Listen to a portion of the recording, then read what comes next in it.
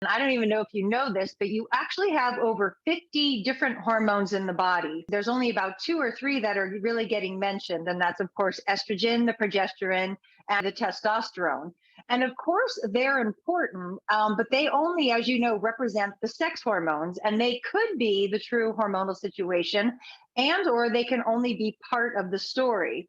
So what I want to do is talk a little bit about the sex hormones and then all of these other 47 hormones that probably you didn't even know about and or nobody's actually talking about. So we'll start with the easy ones and then we'll kind of take it from there.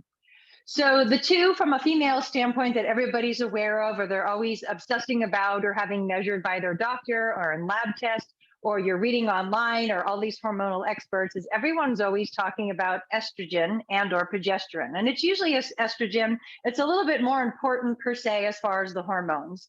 And though you definitely have an estrogen situation, and it changes, by the way, through especially throughout the women's life.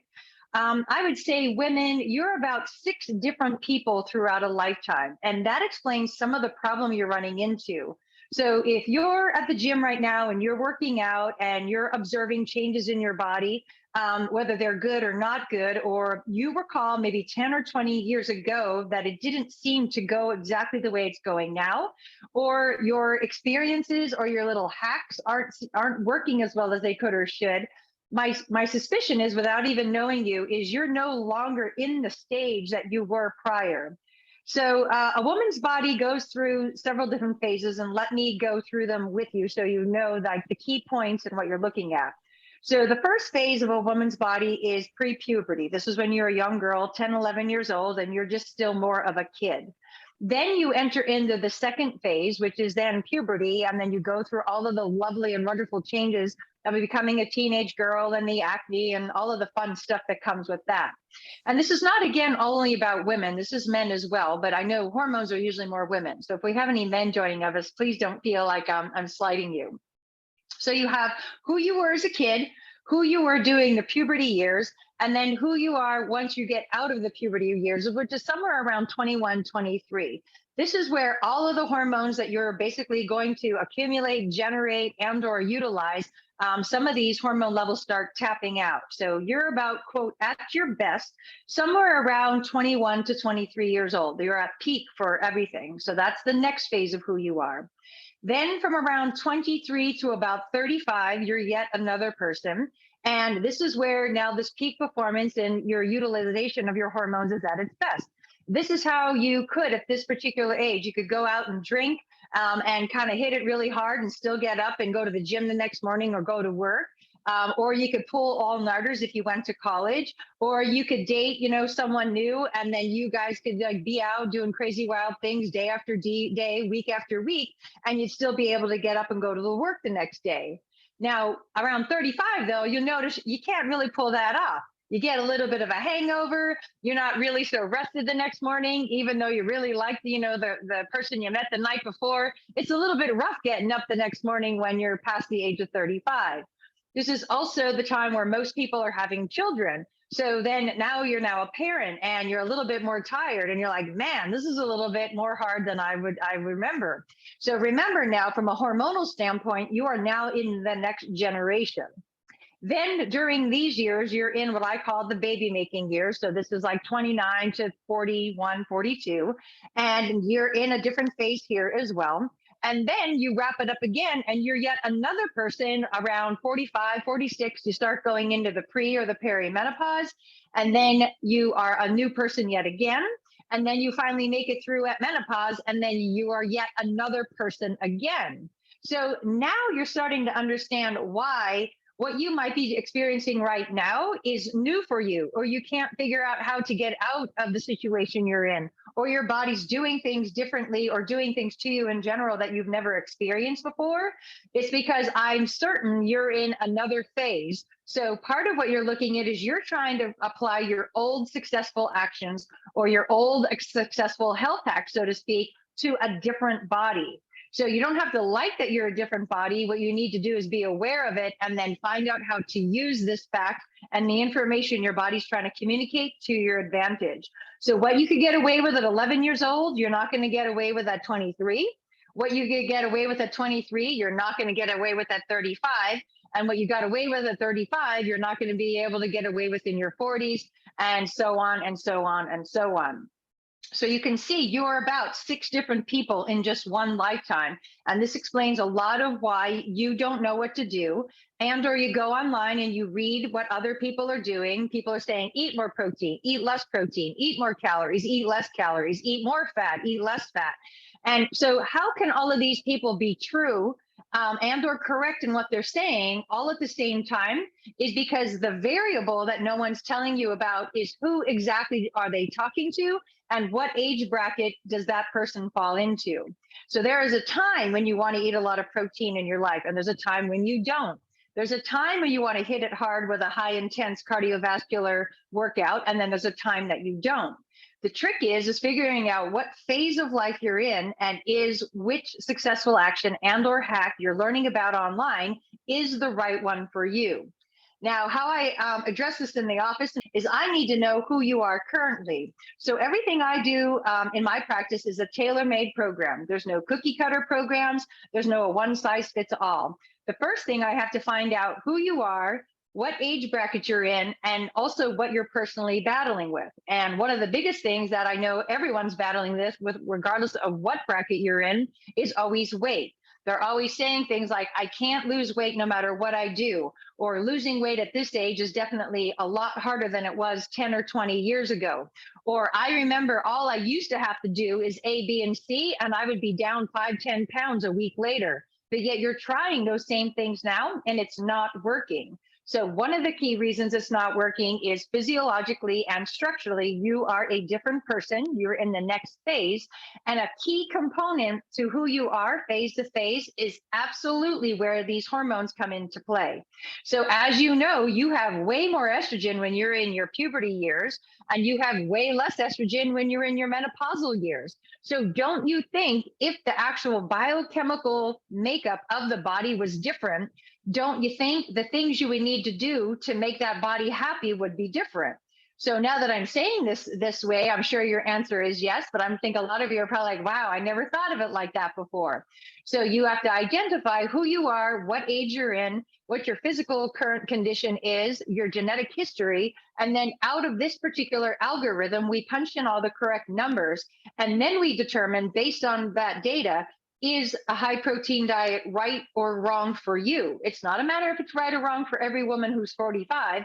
It has to come down to the individual. So one of the secrets to my success is, again, a tailor-made program, because what we do is we handle the individual, because none of you are the same. Are you similar? Of course. Are there certain things that you can do universally across the board? Of course. But the individual components really comes back to handling you as the individual and determining what your particular hormone situation is. So let's get into the hormones now. So again, first and foremost, estrogen, definitely the key. This is the one that makes you be these 6 different people throughout one lifetime, is due to the high and low levels and what it's doing and or not doing in your system.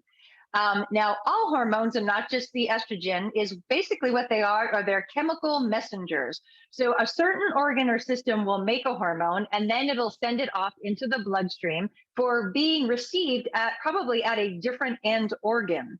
So a lot of your hormonal communication starts in the brain, but then is sent down to the ovaries and the uterus, et cetera. And then it's sent back up to the brain via a different hormonal channel. So we're looking at estrogen, and estrogen is key. So one of the secrets is keeping your estrogen balanced. But the part that nobody's telling you about is, in order to keep your estrogen balanced, you also have to keep the other 49 hormones that we haven't mentioned yet. They have to be balanced as well. Because the way the body works is this is constant balancing act. You don't want anything to be too high or too low. You always want everything to be in balance. And what the body will do is that if you have too much of one hormone, it'll automatically drop another one to counterbalance it.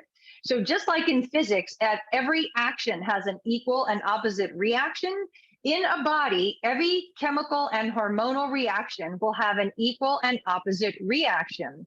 So the first thing we need to do, using estrogen as an example, is one, the first question is do you have too much or too little estrogen? Okay. The second question is you actually have three key estrogens. So there's subcategories. And we need to find out is the estrogen too high or too low as a broad general group?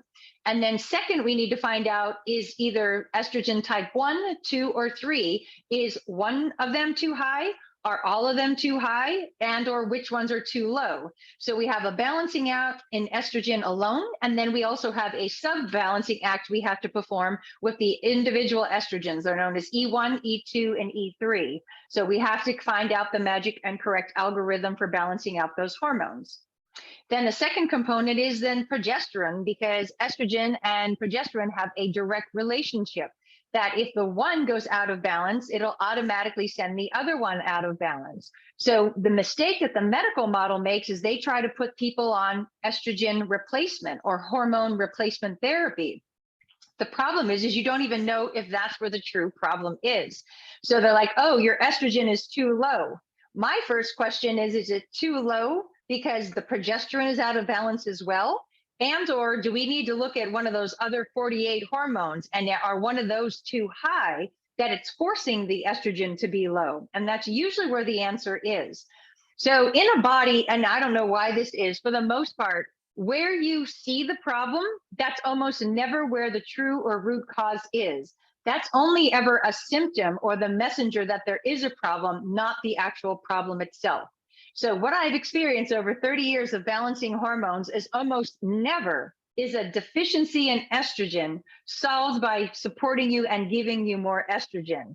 It actually comes into handling, determining, detecting the other 49 hormones that are out of balance and fixing those. And then by process of reaction there, you end up having the estrogen balance itself. So one of the biggest mistakes is addressing what you think is the actual cause. So first, we have to find out if it is even hormones.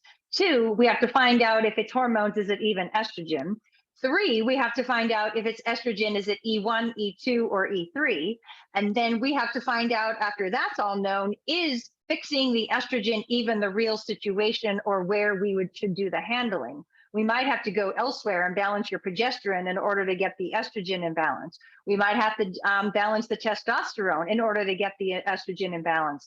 Or we might have to go balance one of the other 47 hormones, and then that will rebalance the estrogen. So this is actually what makes my job very, very fun, because I'm almost like a mad scientist trying to find out what happened. Your body is more like a murder mystery, so to speak, where I am the detective and I arrive at the scene of the crime, and I have to take all of the clues that are left and try and figure out, quote, who done it. So of course, the simple detective will walk in and will see, quote, low estrogen and be like, oh, of course, it's all estrogen's fault.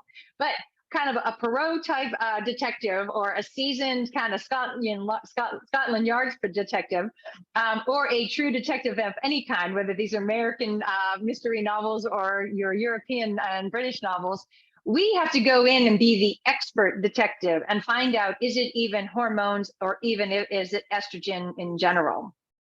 Now, the next part of that mechanism, interestingly enough, let's say you have a hormone, we'll go with the estrogen. Let's say it's either too high or too low. Now, when you have a situation where the estrogen is too high, the medical approach is to try and force it down and make it lower. But a lot of times estrogen dominance is actually due to a lack of elimination of the estrogen. It's not that you're making too much, it's that you're not eliminating enough of the hormone residues. So picture in your body, just like anything else in life. So your body makes estrogen, makes estrogen, makes estrogen. It goes along and it goes to your different organs and systems. It goes to your bloodstream.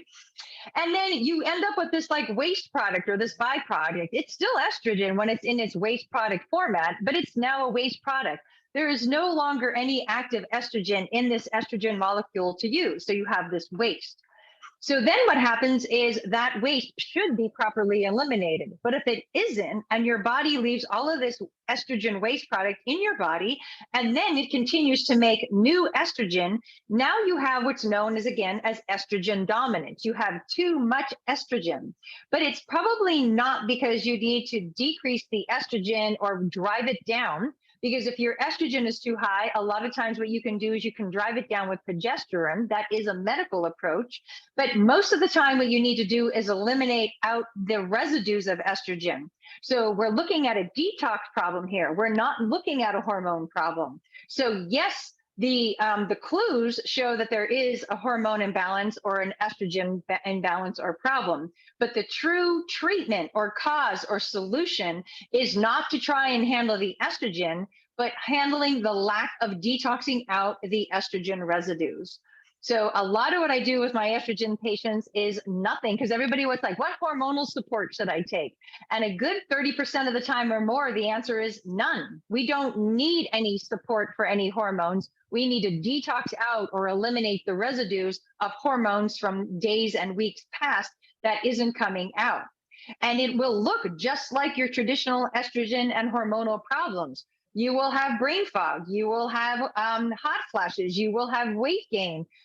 You will have anxiety. You will have sleep trouble. It looks like it's a true hormone problem. But interestingly enough, if you could take a look under a microscope, it's actually a detox problem. So what it tells me is you're not detoxing well enough. It's not that we have to rebalance your hormones. So this is a really interesting phenomena, nothing the medical model is even looking at.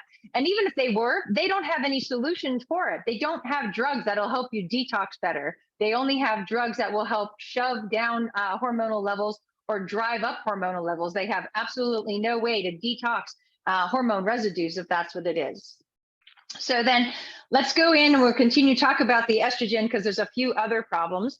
And that is that if it is too high or too low, whether it's estrogen, progesterone, or testosterone, there is actually one hormone that basically is the king of the castle. That is, if you have to consider it more important or more vital, or the one that really drives the whole show internally, it's actually not any one of those three hormones. Those three hormones are important, but there's one hormone that I consider is like the Trump hormone. It trumps all other hormones, and that if you don't balance this one, this is the one that is going to get you in the most trouble. Now, I'll tell you what it is in just a second, because I want to go back to letting you know that there's 47 other hormones.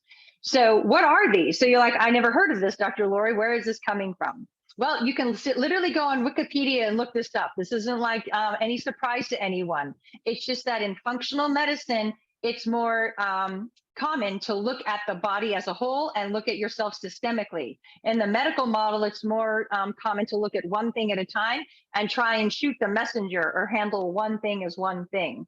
So just go do a simple search online and do, I want to see a list of hormones. And it's about 50, there's a few more, but it's approximately 50 hormones. And you have several hormones that your brain makes. You have several hormones that your thyroid makes. You have several hormones that your adrenal gland makes. You have several hormones that your kidneys make. People don't even associate kidney function with hormones. There's several hormones that your heart makes. There's several hormones that each and every organ in your body will make. And this is the secret to my success. And when you're talking true hormonal balance, what we have to do is talk about the organs that might be involved.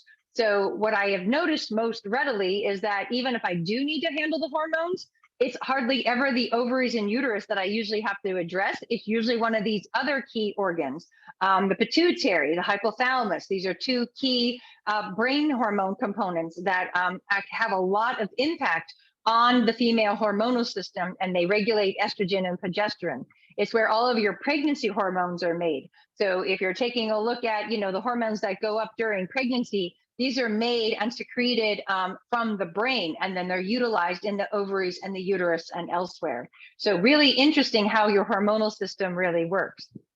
So that being said, now that you know that there's about 50 hormones that you need to be concerned about, not just 2 or 3, what you're looking at here is, I told you there was one that's more important than all of them. And the secret to success, and this is not just with weight loss or hormonal balance or a better workout routine.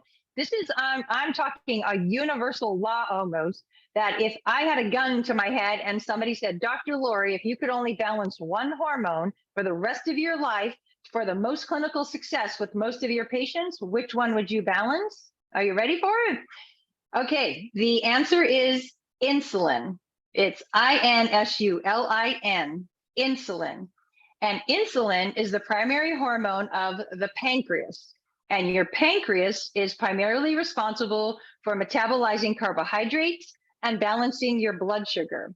So the secret, and this is actually proven on genetic reports, because this is where I already knew this was a situation, but I do DNA analysis on all of my patients.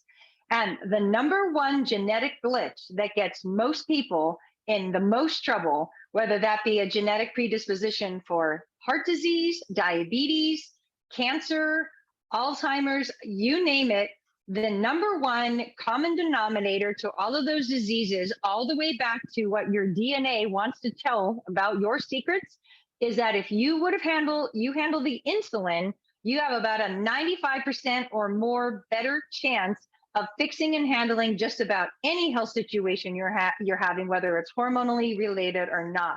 So insulin is really key in how you can balance out your entire hormonal system.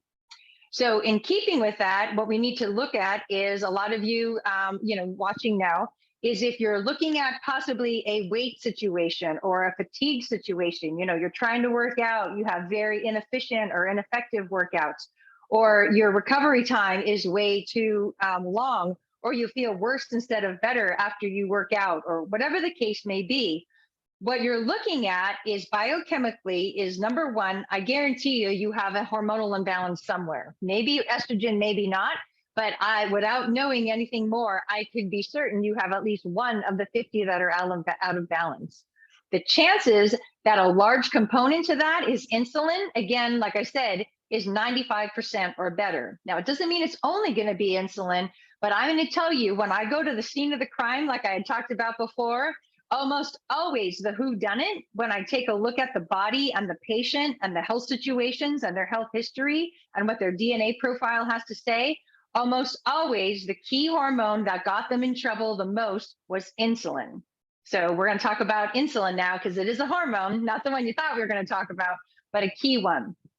So what's the story with this insulin is? Why is it most important?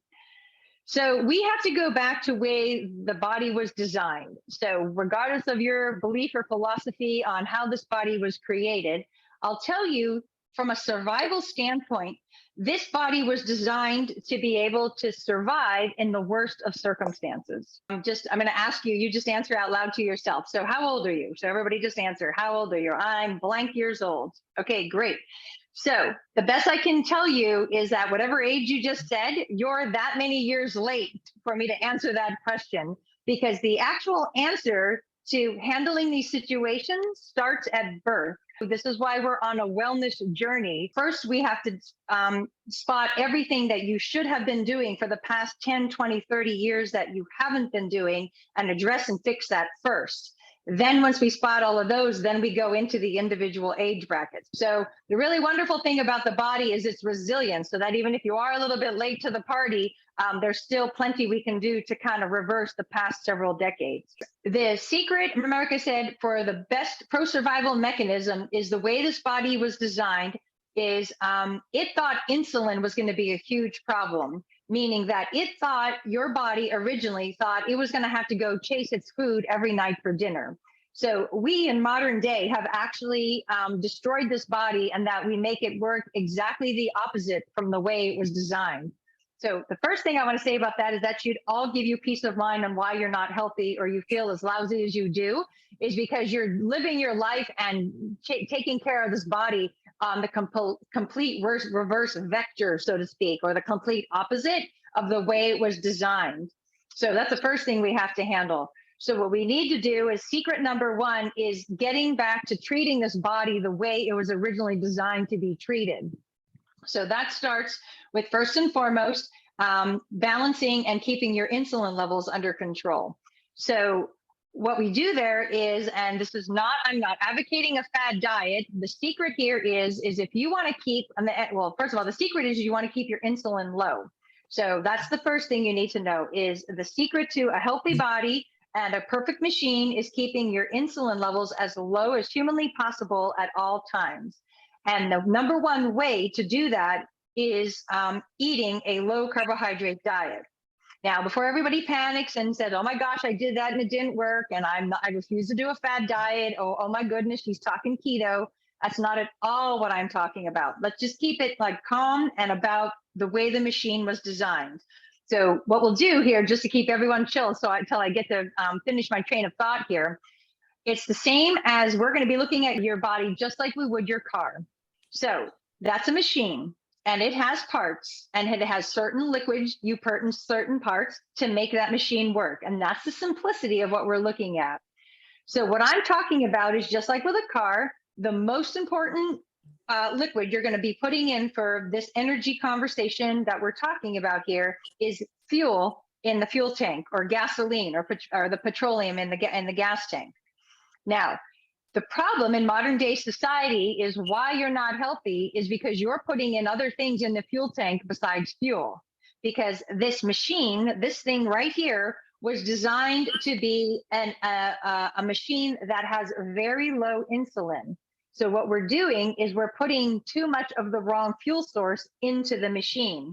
And the wrong fuel source for this body is carbohydrates. So that's what I mean by low carbohydrates, or you need to, regardless of what's going on with you now, I'm certain you need to eat less carbohydrates.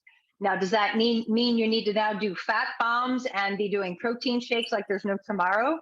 Not at all. This is not a fad diet. You have all of your macronutrients and all of your micronutrients. The only thing I'm saying is what's out of balance in modern day America is you're eating too many carbohydrates in ratio to the amount of proteins, fats, and vegetables that you're eating. And that's all I'm saying. So the first thing is for what, if you have any health situations right now that you are not pleased with, or your weight is not optimum, the first thing I would tell you to do, and this is any age, this is for a 2-year-old or a 102-year-old, the first thing is to take a look at your carbohydrate intake. And I can tell you, if you are having symptoms, it's too high. Now, by definition, what does it need to be? I don't know how low you need to go, but I definitely know that whatever it currently is, it's higher than it need or could or should be. The next thing that everyone wants to know, like you're saying, is what can you do if I'm 30, 35, 40, 45 years old? Is what I do know about this insulin reaction and this carbohydrate metabolism is it gets worse as you get older. So whatever amount of carbohydrates you think you need to eat or want to eat, just realize, and I had to do this myself, by the way. That's the one thing I want to make sure you know, that everything I'm telling you, I do myself. So it's not like I'm over here yelling or preaching to you that you have to do it. These are also discoveries I've made by myself, on myself, as I've moved forward. So whatever amount of carbohydrates that's working for you in this decade, I guarantee next decade, it's going to be even less. So let me explain why that is biochemically, because we're back to this hormone insulin, okay?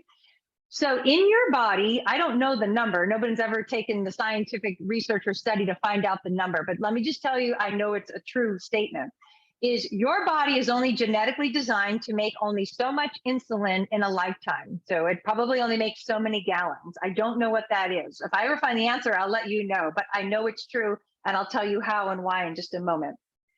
So what happens is you're genetically born, inherently born with, let's say, a body that can make 10 gallons of insulin. Let's just say that's what it is. And that 10 gallons of insulin, the way this body was designed, was supposed to get you to about 100 to 120 years old. So 10 gallons of insulin, you were supposed to live, and that's a whole other webinar we're not going to get into, but we're all supposed to live till about 120, but that's a story for another day. So let's just make it easy and say 100. So 10 gallons of insulin was supposed to help you make it to 100 years old. So easy math. So if you're struggling now at 35, 45, 55, 65, what do I know without knowing anything more is that you tapped out your gas tank or your reserve faster than you should have. So you start running out. You don't have an infinite supply. So that's why if you're struggling with any health situations in your 20s or your 30s, I know once we discover what your magic number is for carbohydrates, I already know it's going to be at least 10 to 25 grams per day less for each decade you get older. So we're looking at a carbohydrate mechanism. So if you want the parameters, and everybody's going to cry when I give you the number here. So again, just, don't shoot the messenger. Biochemically, in keeping with this 10-gallon insulin, how many carbohydrates you're supposed to eat per day to make sure that your insulin lasts until you're 100 years old is you should be eating no more than 75 grams of carbohydrates per day, which is a huge shock to most people. And the thing is about that is then everybody's going to argue, well, what about the quality of the carbohydrates? It doesn't matter. Insulin is secreted based on the actual amount of molecules of carbohydrates secreted. Your pancreas and your insulin does not care if it was organic, if it was from fruit, if it was from vegetables, or from a candy bar. When insulin is excreted, it's in direct relation to the amount of carbohydrate molecules that are present in the stomach at the time that the insulin spots that there's a situation. So if it's 75 on average when you're 20 and 30 years old, it's probably going to be about 65 for the next decade. It's probably going to be about 55 for the decade after that. It's probably going to be about 45 after that, because you are running out of insulin. So it's known as, and if anybody is familiar with or wants to look up after this, the mechanism and the biochemical disease process I'm talking about here is known as metabolic syndrome, or syndrome X. And it's basically pre-diabetes. It means that your pancreas and your insulin are breaking down or shutting down at a faster rate than they should. And then you will get diabetes much earlier in life. So that's how we know we have a limited supply of insulin, because if you had an unlimited supply of insulin, no one would ever get diabetes. So the fact that diabetes exists tells us right there from scientific proof that you only get a limited supply. The question becomes is not, am I going to get diabetes? The question becomes, at what age am I going to get diabetes? So what you need to do now, and that's why you were asking, is what can you do? Is you need to make up for lost time, and then you need to start calculating out how quickly can you get yourself to the 75 grams of carbohydrates. So that's not one of the things that really changes man to woman. So on average, yeah, men, women, it's more of a 75 is the machine. So you can get away with a few here and there, depending on your athletic performance. So just so you have an idea too, and everybody gets really upset about this, including my athletes, is that the athlete should only be eating around 110 grams of carbohydrates per day. So we're talking triathletes. So your regular average Joe, no more than 75, and a triathlete, no more than 110. So this number doesn't go dramatically high like everybody thinks. Like, all right, well, I'm a triathlete. That means I get 300 carbs. I'm like, no, your pancreas is only designed to metabolize out around 75. So you get more because you're a more efficient engine or a more efficient machine like the Ferrari, but you don't get several hundreds more than your average person. You just get maybe 20 or 30. So that's how the whole biochemical carbohydrate mechanism works. Everything I do is tailor-made. So basically what I do is I find out what exact detox channels are broken. Just like you have 50 different hormones, you also have about 50 different detox pathways. So what I need to do is determine which one of those detox pathways are broken or jammed up or clogged. And then I give you the correct dietary improvements and or nutritional supplements based on which pathway is blocked.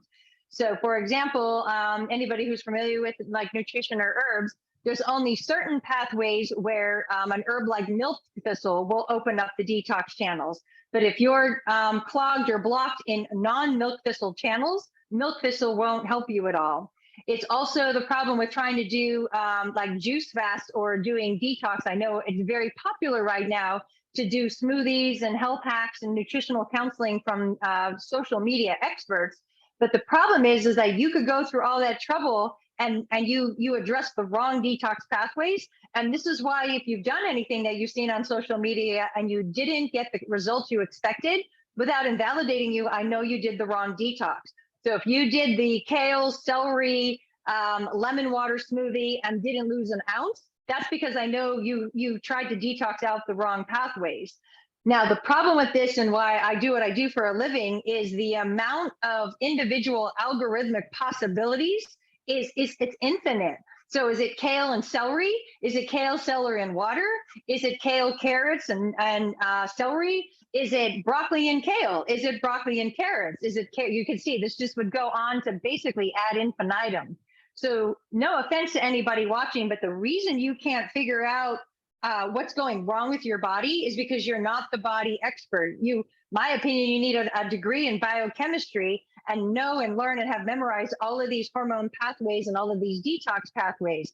Now, on occasion, some people actually figure it out and get it right. And that's awesome. I mean, I can't even imagine the amount of time and money and effort they invested trying to figure it out on their own. But the way I look at what I do for a living is similar to looking at me as like your accountant. So you can go and do your own taxes and figure it out and read all the laws. And every time some president changes what's illegal, what's not legal, how many new IRS agents are hired, and how many new laws and no longer line 12 exist. You could, if you really want to, you can keep up with that information day to day, week to week, year to year for the next 75 years that you pay taxes. Me personally, that sounds exhausting. I can't think of a more horrible way to spend my time. So what I do is I pay a professional accountant who loves crunching numbers and knowing all about the law and what are these new IRS agents all about and what do they have up their sleeve. I want a nerd. I want a tax nerd who this is what they live, they eat and breathe. I want someone who reads nerdy tax articles at night instead of, watching TV. I want someone who, is on all those nerdy websites and belongs to, subscribe to every magazine and every nerdy tax social media platform there is. And that's what I would recommend for you is you need a nutrition nerd. So some of you, you might actually be that nerd and figured it out yourself. But for the rest of you, if you don't have the time, if you have a full-time job, you're a mom, you're a wife, you have situations of your own, you're going to need to work with a nutrition nerd who it's their job to already know and have all of that memorized. So the first thing is don't worry about the detox pathways. The first thing would be is just get the carbohydrates down. And the reason that's the most important is reducing carbohydrates will automatically start a biochemical detox without you even having to do or try or add anything in. So first and foremost, get the carbohydrates down. 75 or less, and that would be phase one. My final comment is like I said, just so you have an appreciation, is I know I might be invalidating myself as I look at myself like literally like a body mechanic. So I know enough about cars. I can, check my gas tank and I can fill it with gas and I can make sure there's wiper fluid. However, when it gets any more complicated than that, and I hear a funky noise or it doesn't feel like it's driving right, I don't take a chance. I just take it to the mechanic who's the expert. He, punches your car into the computer and he does his 17-point check or his 27-point check or whatever point check he does. He taps into your car's computer and then the computer says, hey, this car has a problem with A, B, and C. And that's literally what I do. Now, I don't have a probe. I wish I did. It would make my job a lot easier. But between the body analysis that I do and examining and basically talking to the body directly, and then the functional medicine lab test, that's the equivalent of me punching you into my computer and letting your body give us the readout. And then based on that, that's how I come up with the programs. So it's very tailor-made, it's very specific. And the most important thing is it's very accurate, which allows me to have such great clinical results and patient successes. I am so interested, and I love people who are already health conscious, that the initial health evaluation that we're going to offer you, the initial evaluation I want to offer absolutely free, and that I normally charge $350. So that's how serious I am about helping you. And if you're that serious about helping yourself, then it's absolutely free. So I'd love to help every single one of our viewers here tonight.